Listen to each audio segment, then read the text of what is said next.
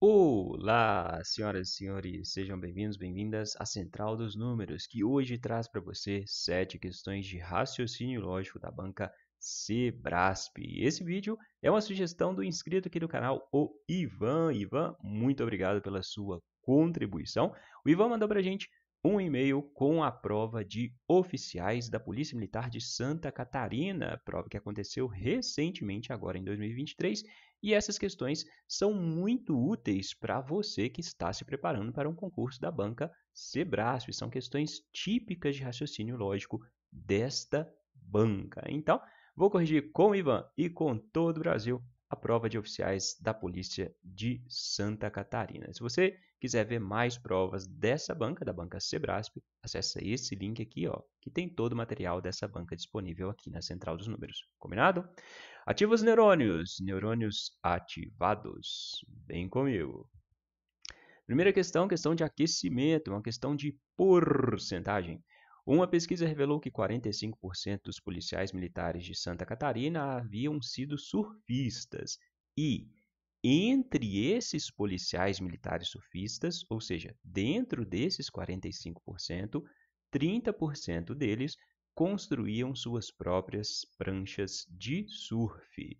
Com base nessa situação hipotética, é correto afirmar que a porcentagem de policiais militares de Santa Catarina que tinham sido surfistas e que construíram as suas próprias pranchas de surf é qual? Ele quer saber quantos por cento são os 30% dos 45%. Não são 30% desses 45% que constroem suas próprias pranchas? Esses 45% não são surfistas?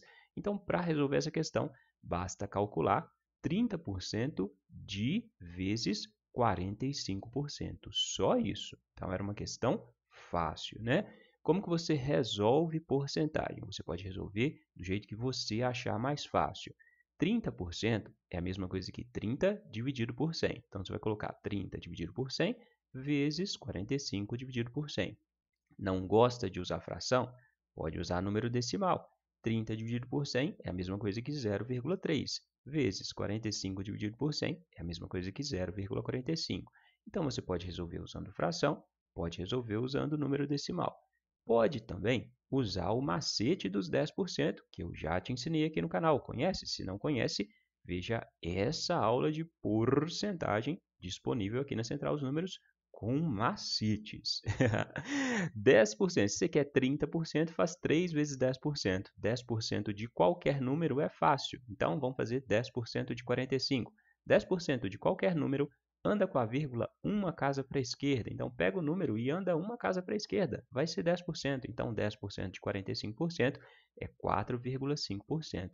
Se eu quero 30%, eu quero 3 vezes 10%. Eu quero 3 vezes 4,5. 3 vezes 4,5, você vai fazer 3 vezes 4, 12. 3 vezes meio, 3 vezes 50 centavos, 1,50. Então, 12 mais 1,50, 13,50. Ou seja, a resposta vai dar 13,5 ou 13,50%. Essa é a resposta dessa questão. É um valor superior a 11 e inferior a 16%. Entendido? Dúvidas, perguntas, dúvidas ou perguntas, você já sabe, não sabe? Se não sabe, saiba agora. Ninguém fica com dúvida nesse canal. Ninguém. Se tiver dúvida, me escreve, deixe sua dúvida aqui embaixo nos comentários do vídeo. E se não tiver dúvida, você pode ajudar o nosso querido algoritmo a gostar da gente, deixando um comentário qualquer, como valeu demais, professor. Muito obrigado. Bom te ver, professor. Combinado? Vamos para a próxima. Questão número 65. Questão do like. Essa questão é uma questão que você consegue resolver com as aulas de raciocínio lógico aqui do canal. Conhece? Se não conhece o nosso material de raciocínio lógico, conheça nessas aulas disponíveis aqui nesse link. As nossas aulas de raciocínio lógico são as aulas mais didáticas do YouTube. Assista lá.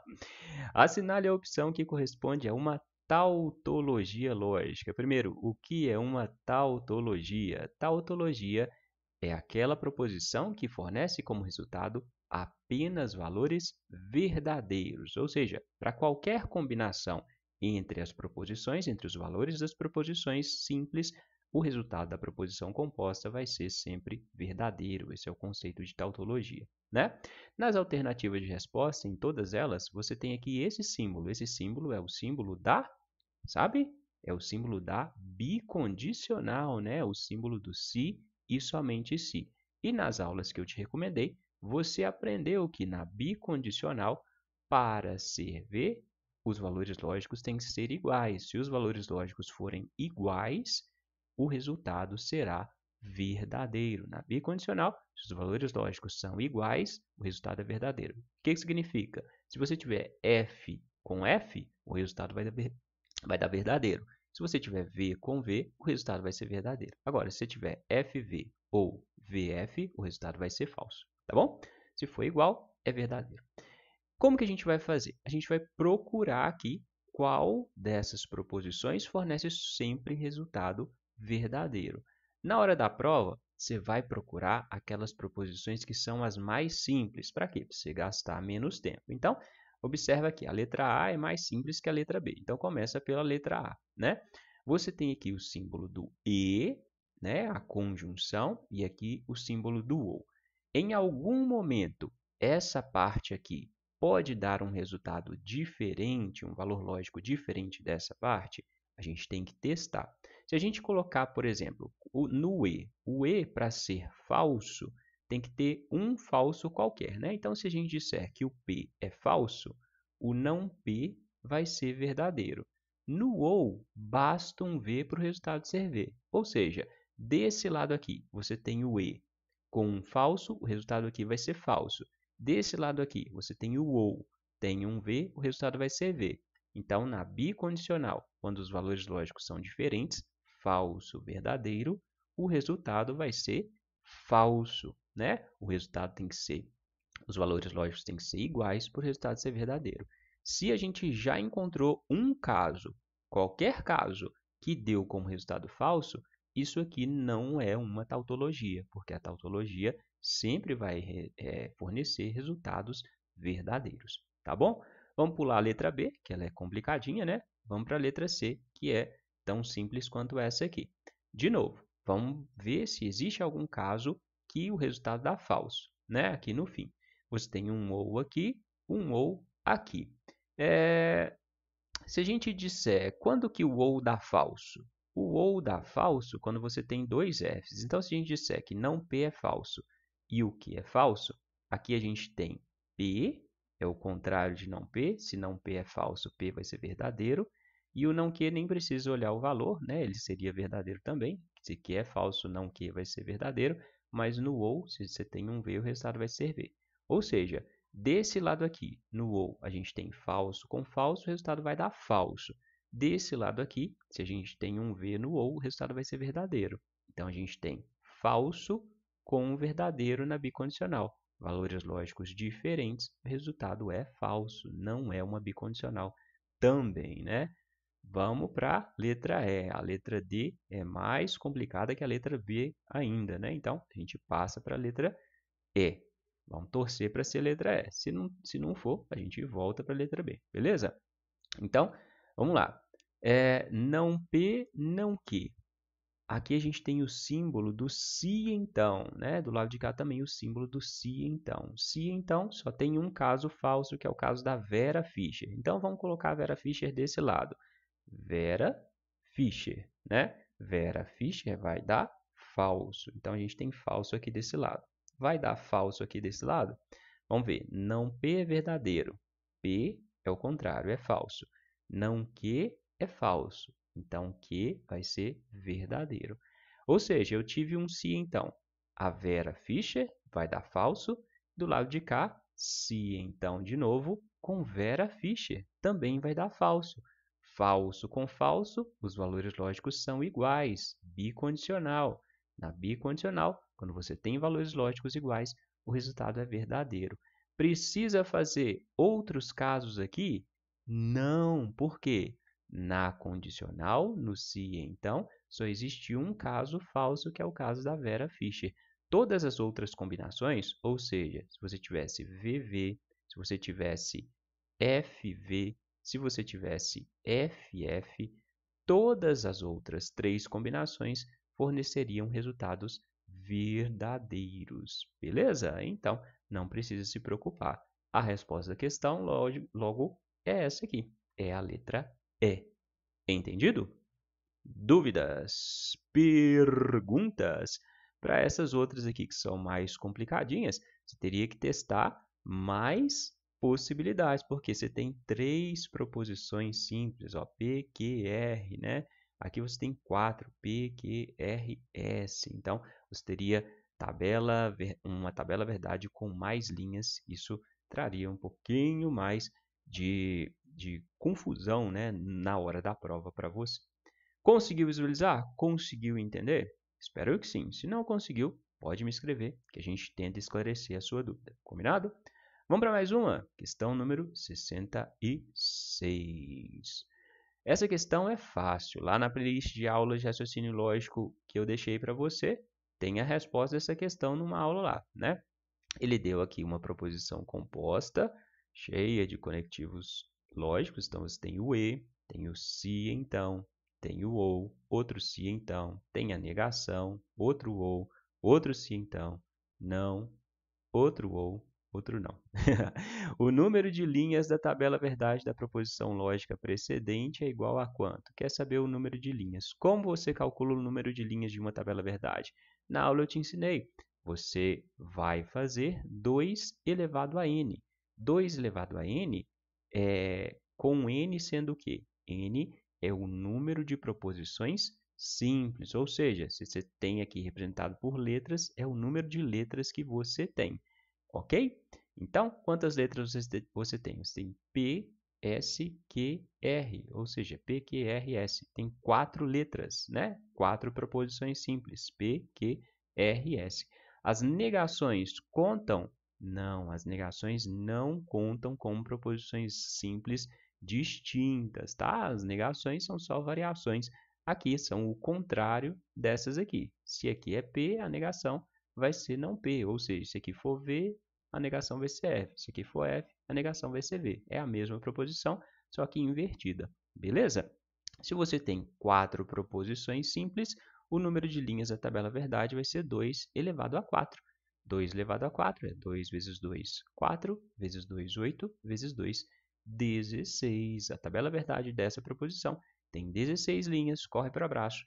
Essa é a resposta dessa questão. Certinho? Entendido? Dúvidas?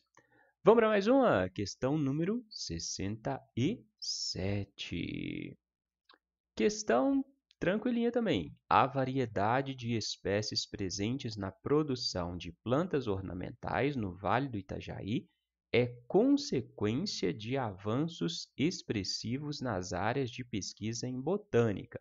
O trecho de texto precedente pode ser expresso corretamente por qual expressão lógica? Vamos simplificar essa frase? Aqui as palavras-chave são consequência, né? Você tem uma frase anterior, sem verbo, né? A variedade de espécies presentes na produção de plantas ornamentais do Vale do Itajaí, você pode falar a variedade. A variedade é consequência de avanços expressivos nas áreas de pesquisa em botânica. Então, escreve isso para você ver. A variedade é consequência dos avanços, a variedade é consequência das pesquisas. O que significa essa frase? Você está falando que as pesquisas resultam em variedade. As pesquisas resultam em variedade. É uma frase simples. Isso só tem um verbo aqui, não tem nenhum conectivo lógico, não tem o se então, não tem o e, não tem o ou, não tem o se, somente se. Então, se você tem uma frase com um sentido completo, né, que contém um verbo, isso é uma proposição simples. Como você representa uma proposição simples? Você representa uma proposição simples através de uma letra. Então, a resposta aqui vai ser a letra A, que tem a proposição P, certinho? Bastava, então, ler e perceber o sentido da frase, né? As pesquisas resultam em variedade. A variedade é consequência das pesquisas, né? Você tem só uma proposição. Não complica. Essa questão cai em muitos concursos da banca Sebrasp. Então, sempre que a banca Sebrasp colocar lá tananana é consequência disso. E perguntar como você expressa vai ser uma proposição simples, né? Se não tiver, obviamente, nada depois com um conectivo lógico, né? Se isso aqui não tiver associado a outras coisas. Combinado? Percebeu? Então fica ligado, ligada nisso, tá bom? Vamos para a próxima questão, questão 68. Essa questão merece a sua inscrição. É a questão que gera polêmica, gerou polêmica nessa prova, né? Então ele te deu aqui vários conjuntos e disse: a figura precedente apresenta os conjuntos A, B, C e U.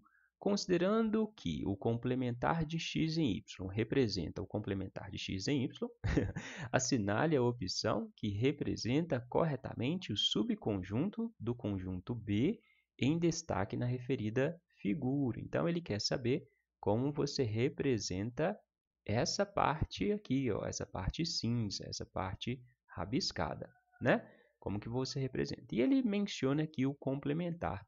No vídeo que eu fiz, que o Ivan também pediu, da Polícia Militar de Santa Catarina, tinha uma questão de complementar. Então, quem viu aquele vídeo, né, sabia o conceito de complementar, né? O que é complementar de um conjunto em relação a outro?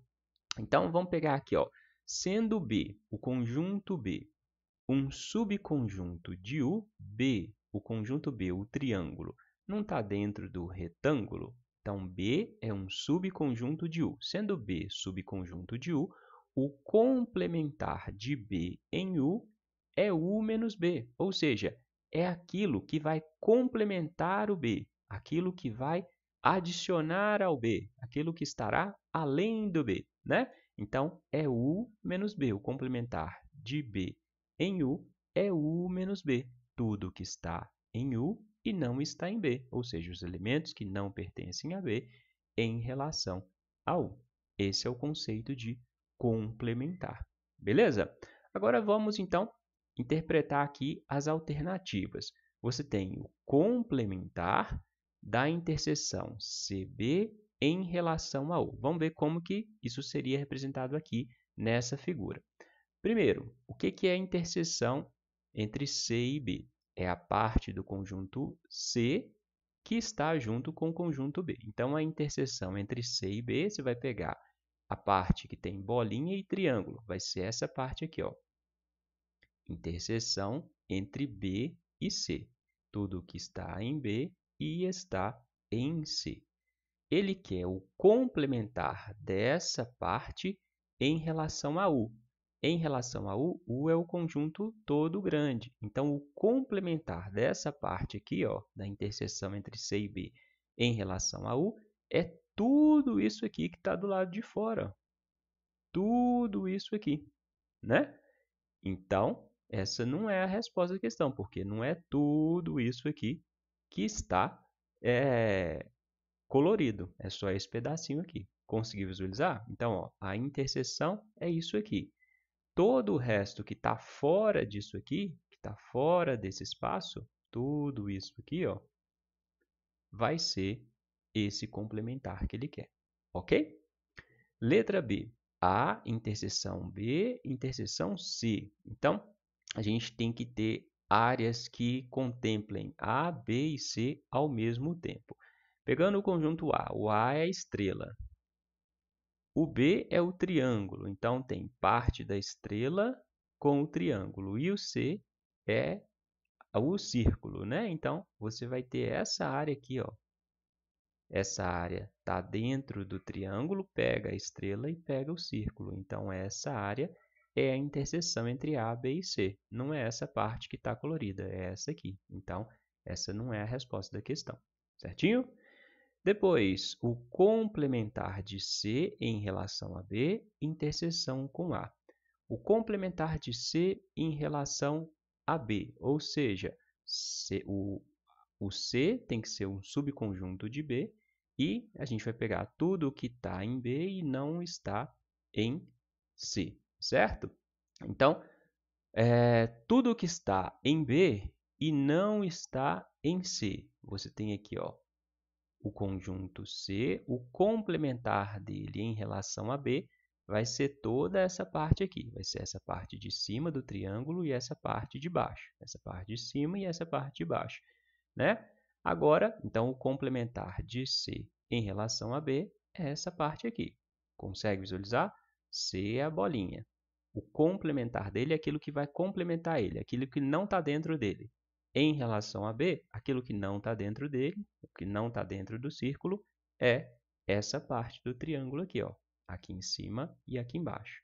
Beleza. Se fosse só o complementar de C em relação a B, não seria a resposta, mas ele colocou interseção com A. Então, dentro dessa parte aqui, o que está junto com o conjunto A? Vai ser essa parte rachurada. Essa parte rachurada não está dentro da estrela? Então, essa vai ser, de fato, a resposta dessa questão. Certinho? Entendido? Conseguiu visualizar? Então, quando você tem o complementar, você vai pegar os elementos que não pertencem a um conjunto em relação a outro, né? É um menos o outro. Qual que é o problema dessa questão? É o conceito de complementar. Então, no meu ponto de vista, essa questão deve ser anulada. Por quê? Se ele fala do complementar de C em relação a B, C tem que ser um subconjunto de B, ou seja, o conjunto C tem que estar dentro do conjunto B, né? O complementar de C em B, C deve ser subconjunto de B. Essa condição, um ser subconjunto do outro, é uma condição presente no conceito de complementar, de um conjunto complementar em relação a outro, né? E aqui você vê que C tem uma parte que não está dentro de B. Então, C não é todo subconjunto de B. Se C não é todo subconjunto de B, a gente não pode falar em complementar, né? As outras alternativas estavam muito erradas, né? Então, assim, por eliminação, a alternativa mais correta, vamos dizer assim, seria mesmo a letra C. Mas ela vai contra aí o conceito de complementar. O conceito de complementar envolve subconjuntos, ok? Entendido? Eu não sei, eu não vi o gabarito após recurso, não sei se essa questão foi ou será anulada, tá bom? Vamos para a próxima questão. Então, essa questão aqui, joga no lixo. Aprendeu o conceito de complementar, mas a questão em si pode ter um problema, né? Então, joga fora. Vamos para a penúltima questão. Ele te deu essa tabelinha aqui, local de atuação Centro Campeche Ribeirão da Ilha, efetivo masculino e efetivo feminino em cada local. 1.100 policiais, se você somar todos esses números, o resultado vai dar 1.100, foram destacados para atuar nos 3 distritos de Florianópolis, conforme a distribuição constante da tabela precedente. Com base nessas informações e considerando que N seja igual ao número de policiais femininos que não foram destacados para atuar em Campeche, somado ao número de policiais que foram destacados para atuar em Campeche, tem-se que N corresponde a quantos por cento do efetivo de policiais, ou seja, quantos por cento em relação ao total de policiais. Vamos lá, vamos calcular quanto é N, né, para calcular essa proporção.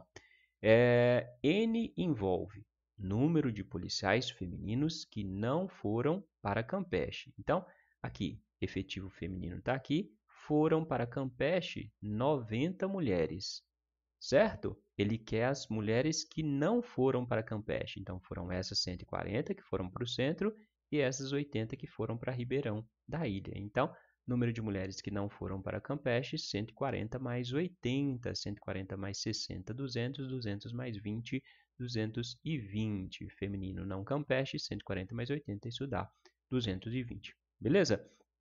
Depois, a gente vai somar esses 220 ao número de policiais que foram destacados para atuar em Campeche. Então, são essas 90 mulheres mais esses 240 homens, certo? Então, 240 mais 90 vai dar 330, né? 240 mais 60, 300, 300. Para chegar em 90, tem que colocar mais 30, 330. Sendo assim, N é igual a 220 mais 330, né? 220 mais 330 dá 550. 550 corresponde a quantos por cento de 1.100? Basta você dividir 550 por 1.100, né? Proporção de N em relação ao efetivo total.